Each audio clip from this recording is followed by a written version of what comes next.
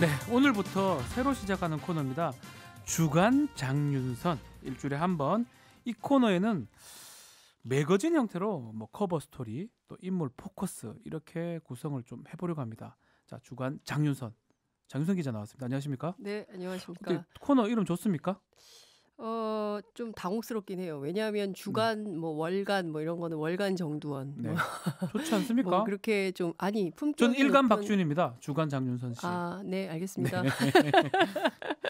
네, 하여튼 과분한 제목을 MBC에서 붙여주셔가지고 부담스러운데 뒤를 캐는 기자라고 저를 네. 앞도 캡니다. 예. 앞뒤 좌우 모든 예. 것을 캐는 예. 주간 장윤선입니다. 가리지 않고 캐는. 네. 예. 자, 오늘 커버 스토리 주제는 정부 예산이네요.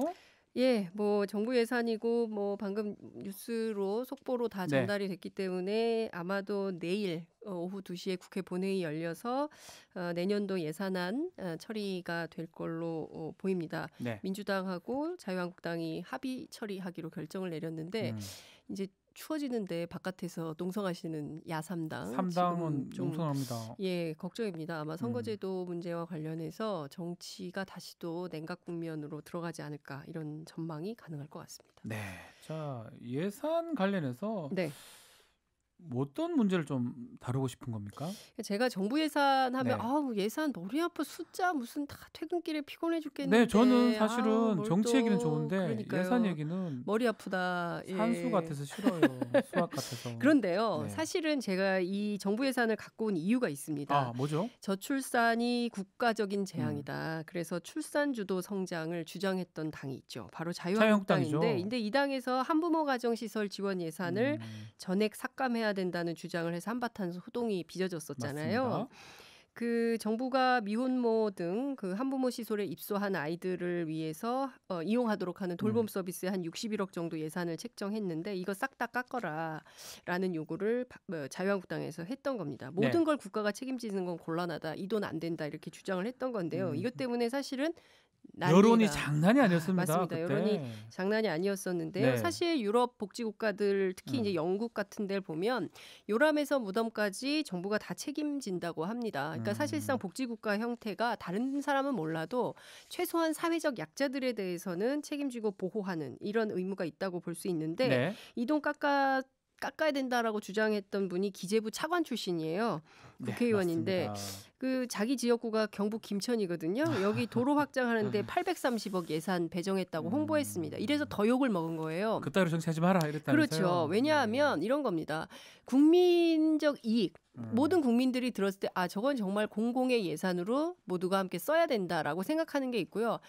저거 하는데 그렇게 큰 돈을 써야 되나? 이런 판단을 할 수가 있는데 이런 합리적 판단을 국민들께서 꼭 함께 해주셔야 이른바 깜깜이 예산, 절름발이 예산, 이렇게 말도 안 되는 SOC 건설 투자만 확대하는 예산에 정부 예산이 쓰이지 않는다. 이렇게 보면요. 연말에 보면 우리 동네 멀쩡한 보도블록 왜 뜯지? 저거 또 뜯네. 붙이고 뜯다가 그러니까요. 붙이고. 그렇죠? 왜 이렇게 하는 거지? 이해가 안 되잖아요. 이게 전부 내년도에 불용 처리되지 못하도록 한 해 예산을 다 써야 돼서 생기는 현상들이거든요. 그렇습니다. 이 지방정부에서도 그런데 중앙정부는 오죽하겠습니까? 그러니까 국민들께서 눈 부릅뜨고 숫자 나는 싫어.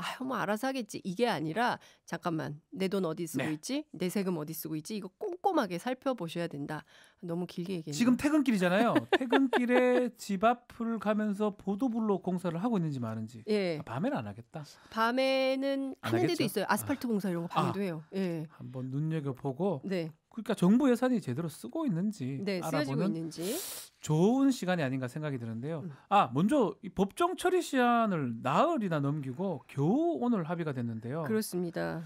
2014년 국회 선진화법 시행 이후에 가장 늦은 예산안 처리 기록 바꿔넣었다는 평가도 있습니다. 그렇습니다. 그렇게 될 것 같아요. 2014년에 국회 선진화법 도입이 됐거든요.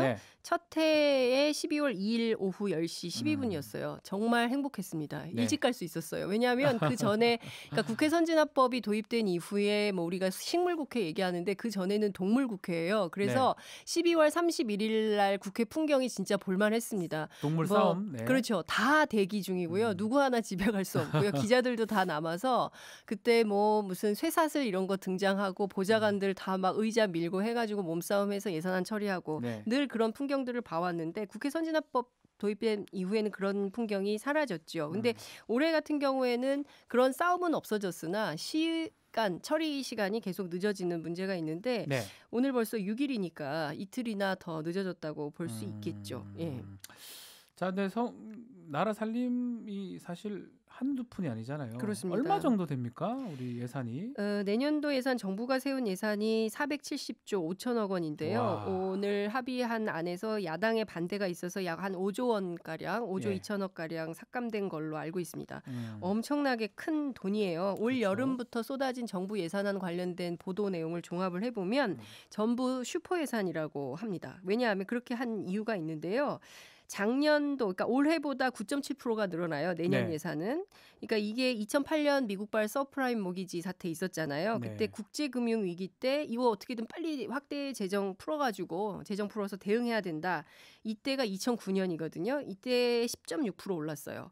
그러니까 2000년 21세기 이후 제일 많이 큰 폭으로 올랐다. 그렇기 때문에 슈퍼 예산 소리를 듣는 겁니다. 맞습니다. 액수만 놓고 보면 엄청나게 큰 예산인데 궁금한 게요. 네.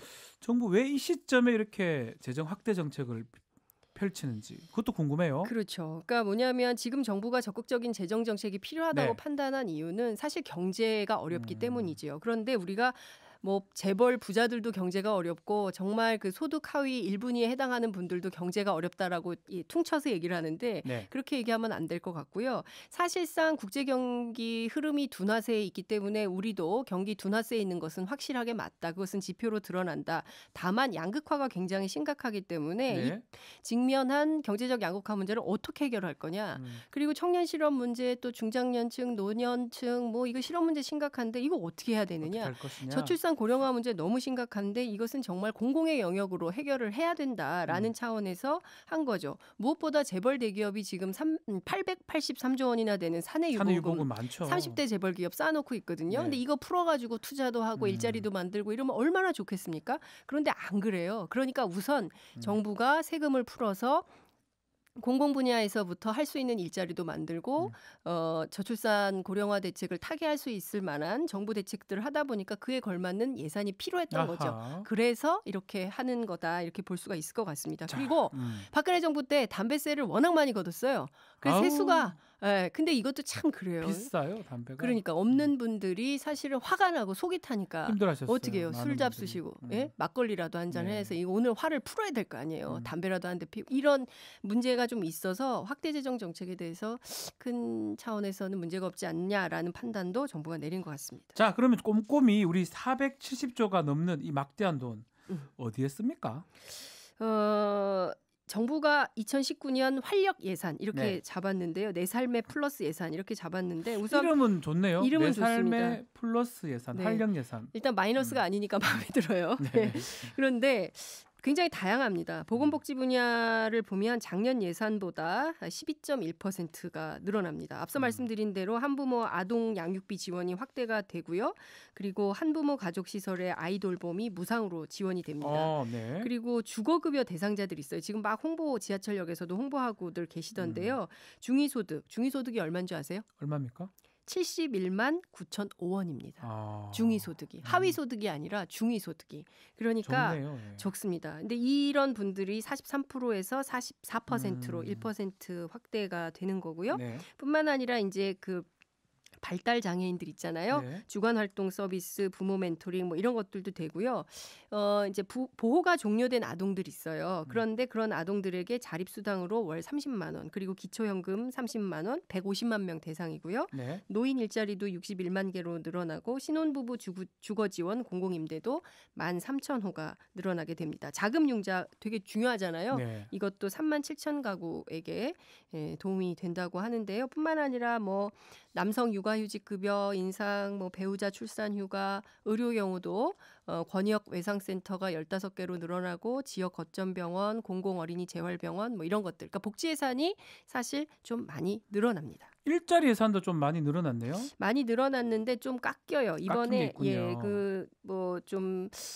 지금 전체적으로 보면 23조 4,566억 22% 증가를 하긴 하는데요. 이 중에서 한 6천억 정도 깎이게 될 것 같습니다. 네. 목요일 코너 주간 장윤선 함께 하고 있습니다. 앞뒤 좌우를 캐는 장윤선 기자. 네.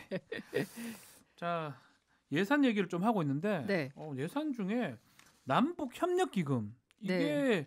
쟁점이었지 않습니까? 쟁점이었죠. 왜냐하면 지금 야당 입장에서는 대표적인 깜깜이 예산으로 이걸 꼽고 있어요. 네. 정부가 1조 977억 정도를 편성을 했는데 특히 비공개 사업으로 책정된 예산 이거 전부 안 된다, 깎아야 된다 이렇게 주장을 했는데 실제로 한 1,000억 정도 합의된 안을 보면 깎을 걸로 보입니다. 네.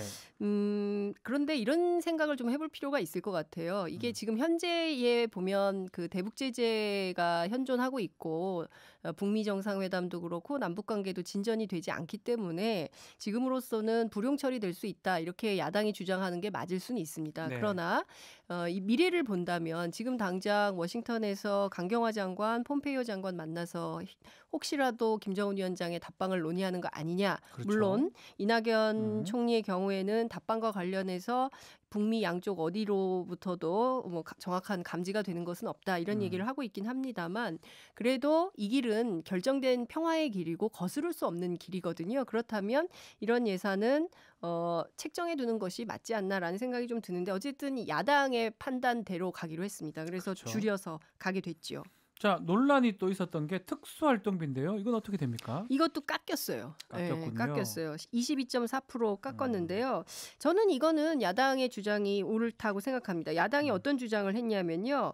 이거 지금 대통령 비서실 특활비가 96억 5천만 원으로 책정이 되어 있는데 네. 이 집행 내역이 전혀 공개되지 않는 거 아니냐. 한 반 정도 싹둑 잘라버리고 업무 추진비를 증액하면 될 거 아니냐. 예. 저는 합리적인 안이라고 생각을 합니다. 그리고 업무 추진비는 사실 대외 공개를 하도록 되어 있기 때문에 네. 오히려 투명한 재정을 공개하도록 하는 것은 국민 입장에서 가만히 있어봐.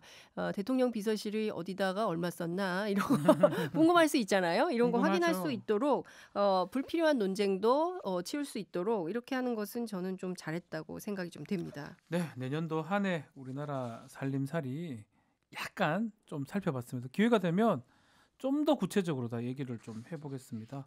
네, 뭐 잘 되겠죠? 잘 되겠죠. 그런데 지금 추워지는데 네.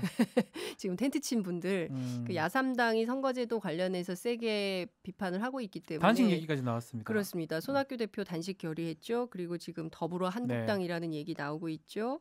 그리고 유치원 3법 이것도 합의가 불발됐거든요. 그렇기 때문에 뭐냐 국민을 닮은 국회를 하라 그랬더니 자기들끼리만 정쟁하는 거냐라는 비판이 계속 나오고 있어서 신뢰받지 못하는 집단 1위 국회 더 분발을 해야 되지 않을까라는 생각이 좀 듭니다. 알겠습니다. 이번엔 한 주의 인물 포커스. 네. 자, 첫 인물 궁금합니다. 누굽니까? 저 굉장히 고민 많이 했어요. 누구를 해야 본인이 되나? 좋아하는 사람을 했나요? 아니 꼭 그런 건 아닙니다. 화제 인물을 누굴까요? 좀 네. 꼽아봤는데요. 조국 민정수석을 꼽아봤습니다. 인연 있지 않나요? 저하고 인연이 깊죠. 네. 이분이 참여연대에서 활동을 했었는데요. 네. 이렇게 저렇게 따져보니까 한 20년. 20년 직이다. 오래됐네요. 네. 예. 근데 개인적으로 굉장히 살뜰하고 또 인간적이고 굉장히 잘생기셨잖아요. 네. 되게 어려울 것 같거든요. 근데 만나보면 막상 그렇진 않아요. 굉장히 이렇게 편안하게 대화를 좀 말씀을 많이 하세요. 그래서 저도 뭐 같이 일을 해본 적 있어서. 그죠? 그 스타일 알죠? 네, 알죠. 예. 예. 그래서 근데 이분이 좀 최근에 호되게 당하고 있어서 이 얘기를 좀 해보려고 합니다. 조국 수석이 당했다. 이거는 처음 듣는 얘기인데 무슨 근거로 이런 말씀을 하시는 건가요? 그러니까 실제로 최근에 보도 나온 걸 종합을 해보면 청와대 반부패 비서관실 특감 반원들 있지 않습니까? 네. 이분들이 집단항명을 했다는 거잖아요. 뭐냐면 이분들의 비위 사실이 확인이 돼서 공직기강 비서관실 특감반이 출동을 하여 네. 자 여러분 휴대폰 주세요. 수고하겠습니다. 그랬을 때 네라고 하고 준 게 아니라 가만히 있어봐 이러면서 이른바 몸싸움 네. 뭐 이런 것까지 있었다는 보도가 나왔기 때문에 야 이거 너무 곤란한 거 아니냐 이 지경까지 갔으면 도대체 청와대 내부의 공직기강이 어느 정도이길래 해이 수준이 심각한 거 아니냐라는 비판이 가능한 건데 야당에서는 이것을 문제 삼아서 네. 책임지고 조국이 물러가라 이렇게 요구를 하고 있습니다. 근데 잘 시계를 따져서 우리가 보면 복기를 해보면 네.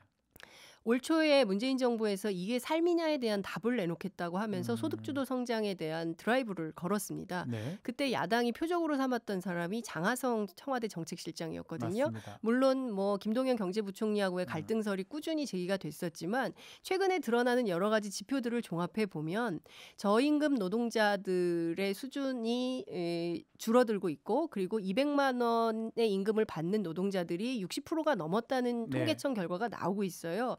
사실상 보면 저소득, 저임금 계층에서의 삶의 질은 최저임금의 대폭 인상 16.5%라 되는 대폭 인상으로 좋아지고 있는 거거든요. 그러니까 이런 노선이 오름에도 불구하고 끊임없이 보수야당이 흔들고 있는 거잖아요. 결국은 뭐 물러나게 교체까지 된 거죠. 그리고 그 다음 타자는 지금 조국 수석이다 이렇게 볼 수 아하, 있고 조국 지금 수석. 타겟으로 삼는 핵심은 사법개혁의 조국 수석이 하는 거는 지금 사법개혁을 하고 있죠. 그렇습니다. 예.